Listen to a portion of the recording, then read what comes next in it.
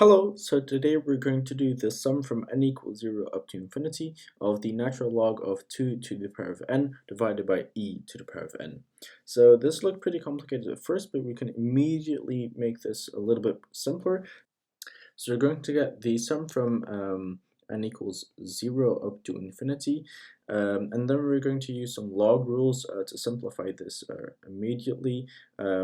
So n times the natural log of 2 divided by e to the power of n. So that just comes from log rules. Now let's see. What we can do now is we can take this constant out front, so log 2 times the sum from n equals 0 up to infinity of n divided by e to the power of n. Now maybe we could also write that as log 2 times the sum from n equals 0 up to infinity of n times e to the power of minus n. So that's just the same expression again, just so it is in a more functional kind of way.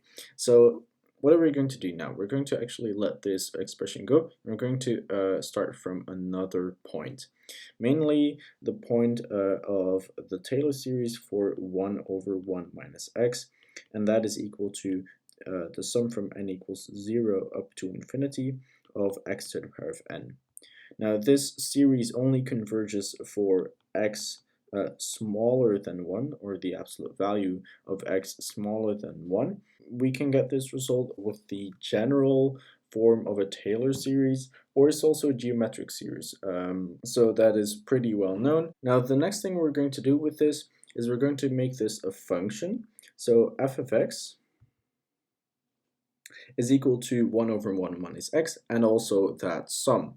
Now what we're going to do with this function is we're going to take the derivative. So let's see. The derivative with respect to x, obviously, is going to give us f of x, or actually the derivative of f is equal to, and then we're going to get minus 1 over 1 minus x squared, and then again a minus because of the chain rule, so we're just going to get plus. And also we can take the derivative with respect to x in this sum here. So that's going to be the sum from n equals 0 up to infinity of n times x to the power of n minus 1. Now it's important to note that this is just differentiating each term in this sum, so that actually can just be differentiated like a normal kind of function without actually taking the sum into account. Now, the next step we're going to do is we're going to multiply this by x.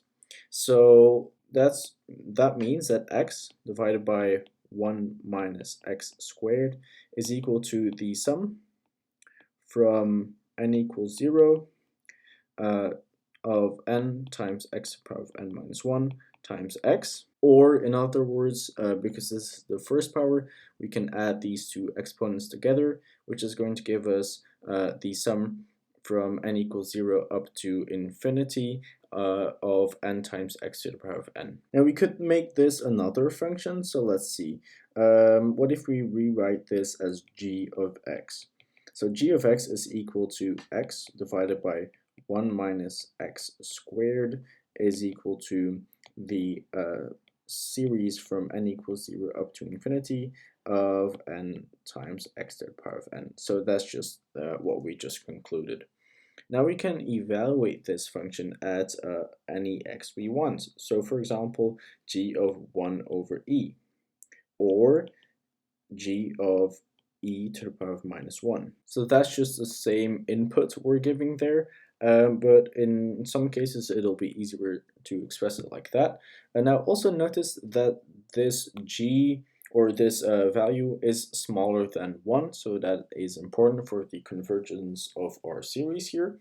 Now let's see what happens when you plug that in. So we're going to get 1 over e divided by 1 minus 1 over e squared, which is, maybe we'll write that a little bit cleaner by first bringing these two parts in the same numerator, like so, and then we can square this out. So we're going to get e minus 1 squared and e squared, or in other words, we're going to get e divided by e minus 1 squared. And then we're also going to get the sum from n equals 0 up to infinity of n times e to the power of minus n. So that's using the other input form, or actually just the same, but it's a little bit easier to put like this.